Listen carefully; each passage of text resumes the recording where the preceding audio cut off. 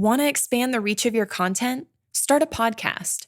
Feature industry experts on your show and leverage the influence and reach of your guests to grow your brand. Learn more at sweetfishmedia.com. You're listening to B2B Growth, a daily podcast for B2B leaders. We've interviewed names you've probably heard before, like Gary Vaynerchuk and Simon Sinek, but you've probably never heard from the majority of our guests. That's because the bulk of our interviews aren't with professional speakers and authors. Most of our guests are in the trenches leading sales and marketing teams. They're implementing strategy. They're experimenting with tactics. They're building the fastest growing B2B companies in the world. My name is James Carberry. I'm the founder of Sweetfish Media, a podcast agency for B2B brands, and I'm also one of the co-hosts of this show. When we're not interviewing sales and marketing leaders, you'll hear stories from behind the scenes of our own business. We'll share the ups and downs of our journey as we attempt to take over the world. Just kidding. Well, maybe. Let's get into the show.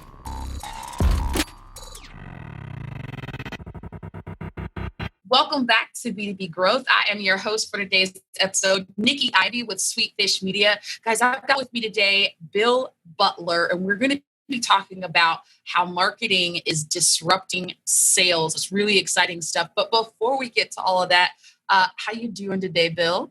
I'm doing terrific, Nikki. Thanks. Good. I'd love it before we jump into to the things that we're going to discuss today. If you just give us a little bit of background on yourself and what you and the folks at Journey Sales have been up to these days. Absolutely. And by the way, I just want to mention first that I love your podcast, and you personally, I think you bring kind of a level of energy and kind of curiosity to this space. So, commending you and the team for putting this podcast series together. It's really, really good.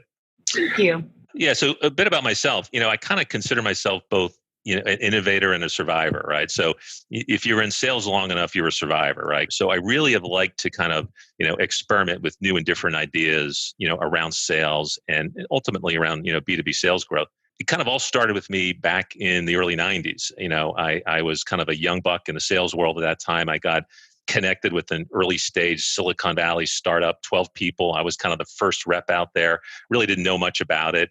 I think we had our first 2 kids and the third was on the way.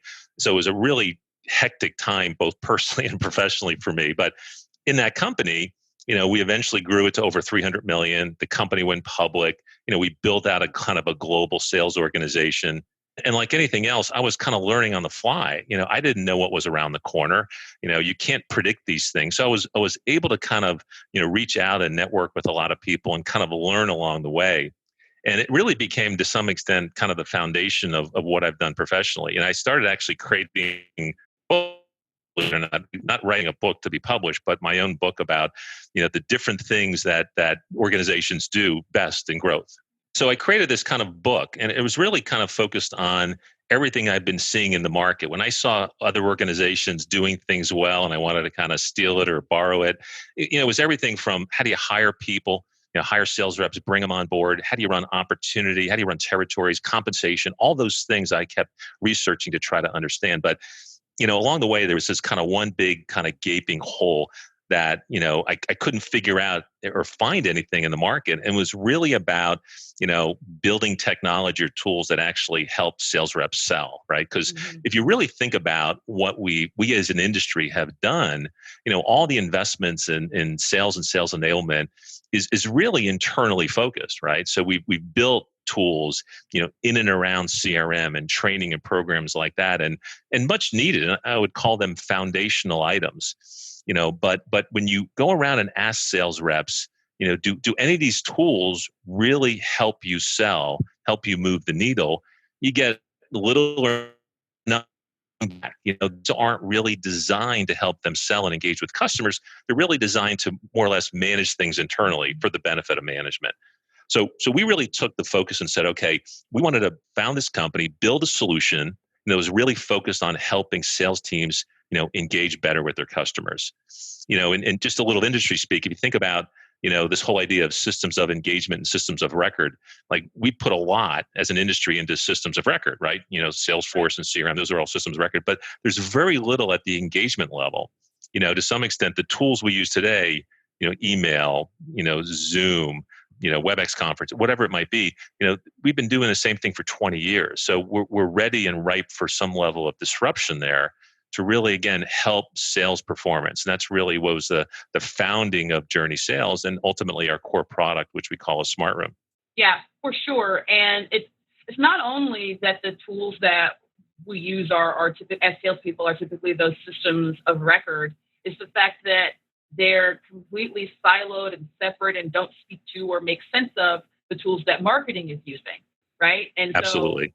So at the inflection point that we are, right, as sales professionals, particularly in B2B, where we're all reaching for that alignment, something like this that sort of teaches, I would say, having looked at it, sort of teaches salespeople how to think about an account in the way that maybe a marketing team would or marketing teams have been for a long time, and apply some of those same principles is the wave. And that's why I'm so excited to have this conversation with you. We talked about offline that the sort of spirit from which you built this was, looking at engagement and taking sort of a customer focused approach and then building backward from there. Talk a little bit about that for us. Yeah, so when we looked at this problem, and again, it really was helping sales reps engage with customers, we decided to take kind of that outside in approach. So let's really focus, kind of first on the customer. What does the customer want here? What type of digital experience for them would help them then engage better with sales? So we really dissected that and spent a lot of time looking at the end customer in this model here.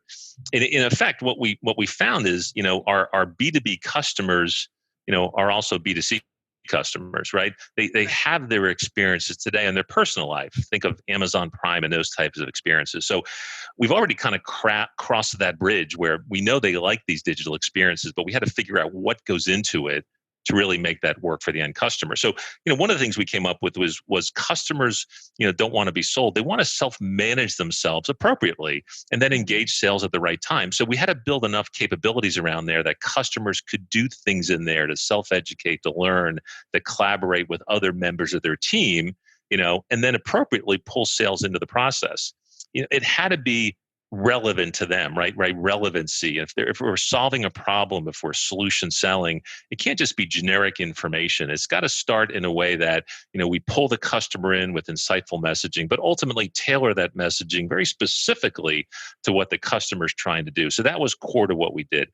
It's still all about people. Selling hasn't changed. So, people in terms of they need to work together with other members of their team to build consensus internally.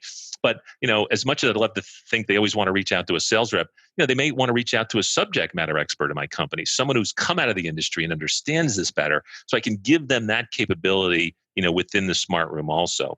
And on top of that, they needed a brand experience that basically made them feel like this was built for them.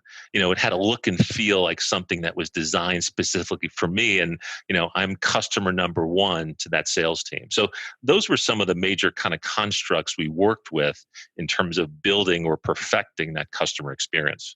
Yeah, and that's what I observed when I took a look at it. And yes, we're talking about this in the context of specifically what Journey Sales is doing.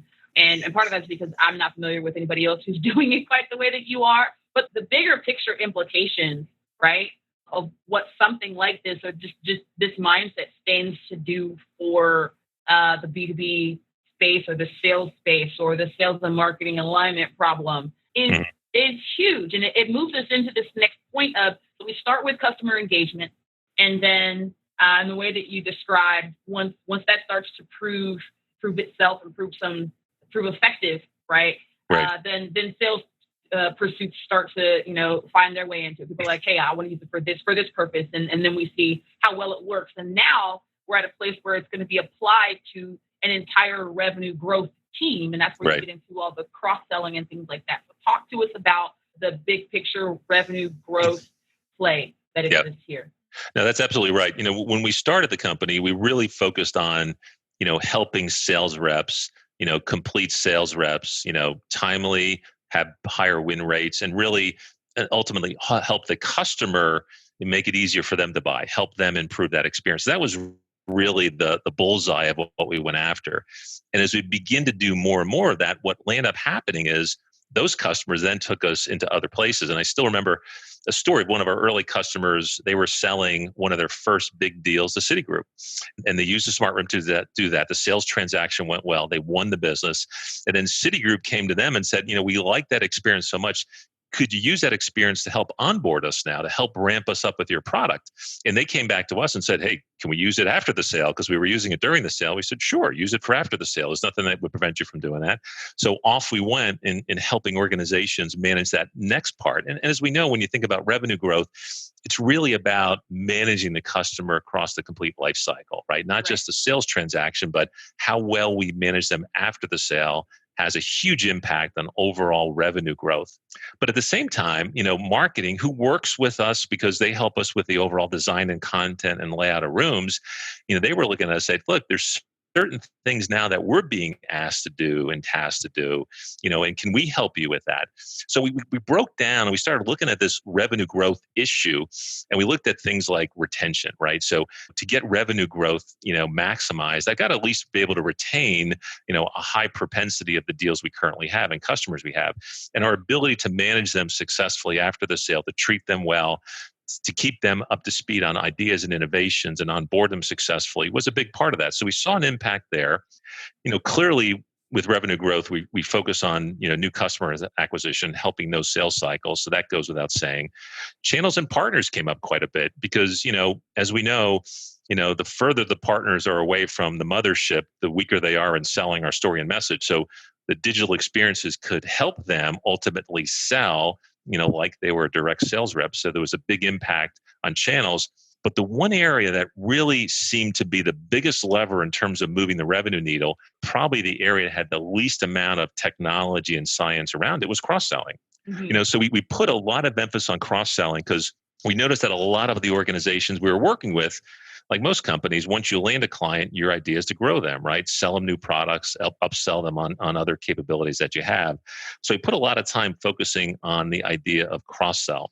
For example, kind of for the audience here a little bit, think about an average territory, right? So I have, let's say, 10 accounts in my territory and 5 solutions to sell. So I have 50 opportunities in effect to sell.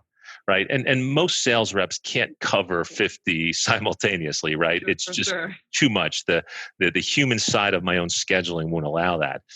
And we've actually done research around this, and probably the best companies doing something like that is about 20%. The best companies get to about 20% coverage when it comes to this whole idea of cross-sell. But, marketing said, hey, with your tool and things like that, what if we could cover 100%? What if we can stay engaged and begin to develop those early stage opportunities where sales isn't engaged yet? We want sales closing, right? They're focusing on qualified deals and all the complexities of getting things closed. What if marketing took ownership, of these early stage development and taking things and by the way, sales is still the quarterback here. Sales still sees all this. Marketing is simply turning the dials behind the scenes here and helping to engage and connect with the customer to help drive these cross-sell initiatives. Right. In a way that every salesperson ever has always wanted them to do. Right? Exactly. And they complain that marketing is not involved enough. But marketing hasn't had the opportunity to really participate with customers in that type of experience. But the world of digital has opened that up now. So marketing can play a role, either a facing role with the customer, or in many cases behind the scenes, doing things to nurture and educate the customer, but making it look like it's coming from sales. Sales on the other side can sit and watch. They can look at their 10 accounts in the territory. They can measure the activity and can see when the digital body language of the customer is saying, hey, this looks like one that these people are beginning to really get interested. I'm going to put my time in here and reach out here and try to advance that process. And by the way, while I do that, marketing is still helping to develop all the other opportunities.